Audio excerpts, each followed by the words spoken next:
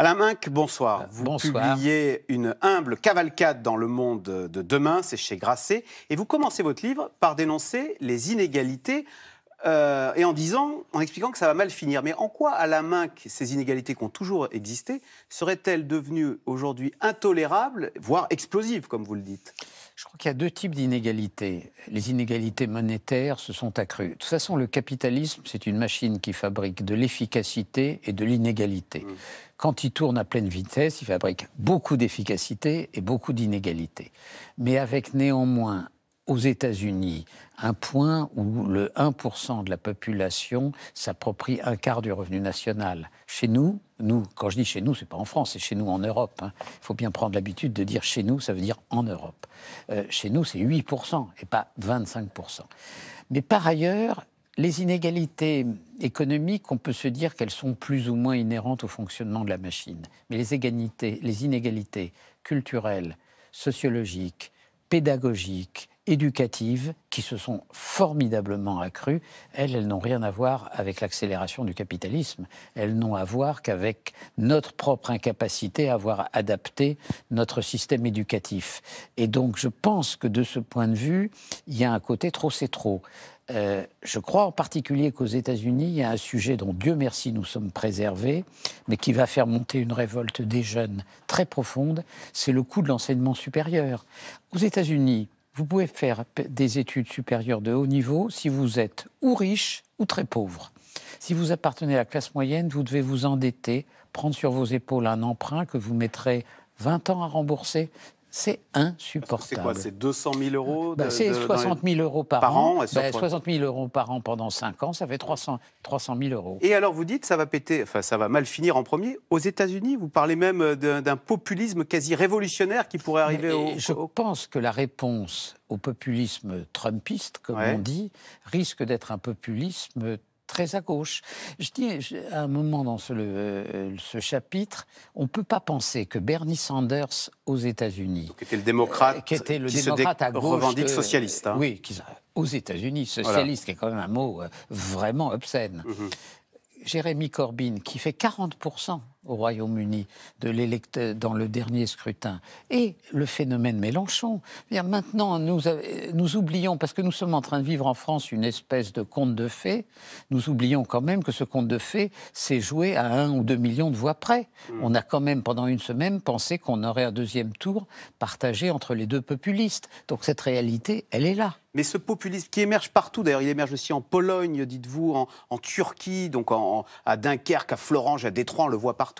Est-ce qu'il menace ces piliers de c'est-à-dire la démocratie, l'économie de marché ? Le populisme, par définition. Oui. Qu'est-ce que c'est que la vision populiste de la démocratie ? C'est de penser, comme on le voit en Pologne, en Hongrie, que le suffrage universel donne aux vainqueurs le droit de mettre à bas les pouvoirs et contre-pouvoirs. Or, la démocratie, c'est le suffrage universel plus les pouvoirs et les contre-pouvoirs. Mais ceci signifie que, d'une certaine façon, la victoire de Macron en France ou l'ascension en Espagne d'un mouvement qui s'appelle Ciudadanos, représente quelque chose de très intéressant parce qu'ils utilisent les instruments du populisme au profit d'une doctrine qui est l'inverse absolu du populisme. C'est-à-dire une doctrine qui est pro-européenne, libérale, économie sociale de marché, respect des contre-pouvoirs, développement des libertés individuelles. Mais en revanche, dans la pratique, il balaye l'ancien système comme les populistes rêvent de le faire. Alors, il y a une autre menace que nous ne voulons pas voir, dites-vous, c'est la poussée démographique en Afrique qui nous concernera, qu'on le veuille ou non, mais à la main, qu'on a envie de dire, qui pouvons-nous ? D'abord, il faut avoir en tête l'ampleur des chiffres. L'ampleur des chiffres, c'est quand même à la fin du siècle, une Afrique à 4 milliards d'habitants. Soit 40% de la population mondiale, dites-vous. C'est les pays du Sahel à 500 millions d'habitants. C'est le petit Niger, État parmi d'autres, à 200 millions d'habitants. Donc, c'est une démographie galopante avec des taux de natalité extrêmement élevés. À partir de là, nous sommes devant un choix extrêmement simple. Soit il y a une mobilisation financière, publique, privée, organismes internationaux d'une ampleur incroyable pour au moins espérer que le rythme de croissance économique en Afrique soit égal au rythme de croissance de la population. C'est-à-dire pas tellement une amélioration, mais au moins une absence de détérioration. Et si c'est ça, on peut espérer une situation un peu stabilisée. Si la pauvreté gagne parce que la croissance de l'économie est inférieure à la croissance de la population, que feront les gens? Ils partiront. Où partiront-ils? Ils ne vont pas traverser l'océan Atlantique pour se retrouver sur les côtes d'une Amérique du Nord peu accueillante ou des pays d'Amérique du Sud. Donc ça nous concerne, nous. Alors que faire? On ne va pas mettre des barbelés. Mais quand on voit déjà les réticences qu'on a aujourd'hui, hier, le leader de la droite parlait comme d'un drame qu'on a donné en France 200 000 titres de séjour. 200 000 titres de séjour dans un pays de 67 millions d'habitants, on ne peut pas dire que ce soit un mouvement de masse. Donc quand on voit la sensibilité, l'utilisation politique de l'immigration aujourd'hui, qui est une immigration au compte-gouttes, et qu'on imagine ce qu'elle pourrait être demain, à ce moment-là, il ne faut pas se faire d'illusions. Nos valeurs, notre manière d'être, notre démocratie seront d'une certaine façon mises en cause. Alors que faire? Eh bien, militer pour la première alternative, c'est-à-dire un plan Marshall à la puissance 10. Et comme d'habitude, les Européens financent le développement économique du continent africain. Mais bien sûr, public, privé, en plus c'est un marché intéressant. Qui, comme d'habitude, a senti le problème en premier? La chancelière, qui a fait l'an dernier, qui a réuni une conférence sur l'Afrique en ciblant ce problème-là. Vous parliez de l'accueil des migrants.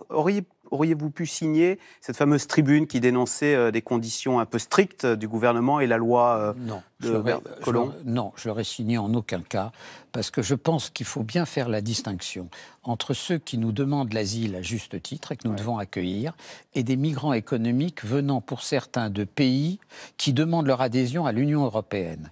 Alors, comme par exemple le Kosovo, comme l'Albanie. Pour demander son adhésion à l'Union européenne, il faut remplir les critères de la démocratie. Bon, si ce sont des pays démocratiques, il n'y a en effet pas de risque politique pour les gens. Il y a une insuffisance de revenus.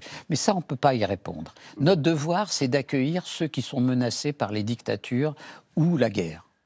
Alors, vous décrivez l'avènement d'un monde sans chef. On était habitué à ce que l'Amérique fasse le gendarme du monde.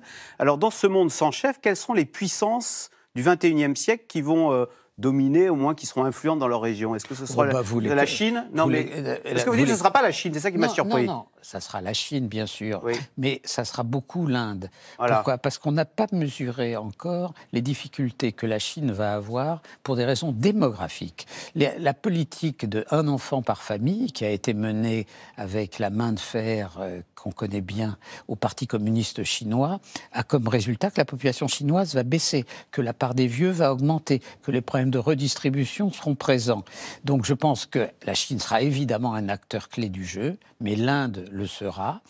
Au niveau régional, car ça n'est qu'une puissance régionale, mais même si elle veut avoir un comportement de puissance mondiale, la Russie sera là, et je l'espère, en dehors des États-Unis qui restent nécessairement dans le jeu, et je l'espère, l'Europe. Alors, cette Europe, est-elle en train de se déliter? Est-ce qu'il pourrait y avoir un déclic pour qu'elle renaisse et qu'on en sente l'utilité? Parce qu'on n'en a pas l'impression qu'elle est très utile. Mais parce qu'on ne dit pas, à part Macron, on ne dit pas aux Français que s'il n'y avait pas eu l'euro, la crise de 2008 aurait été 3 fois plus dramatique, qu'on aurait dû avoir des plans de rigueur, que s'il n'y avait pas eu la construction européenne, on n'aurait pas créé à l'intérieur de l'Union européenne près de 20 millions d'emplois. On confond le problème français et on le projette sur l'Europe. Le Danemark est en plein emploi, l'Allemagne est en plein emploi, les Pays-Bas sont en plein emploi. C'est pas l'Europe qui est responsable. C'est pas l'Europe qui est responsable. Nous sommes responsables de nos propres échecs. Merci beaucoup, Alain Minc. Donc, je rappelle votre livre, Une humble cavalcade dans le monde de demain, et c'est chez Grasset. Merci. Merci. Vous restez avec nous tout de suite. Bruce Toussaint, c'est dans l'air, la droite plus divisée que jamais. La stratégie de droitisation de Laurent Wauquiez est critiquée en interne. Et puis, une bonne partie de l'électorat de droite est séduite par la politique d'Emmanuel Macron. C'est dans l'air est intitulé ce soir, Macron hold up sur la droite.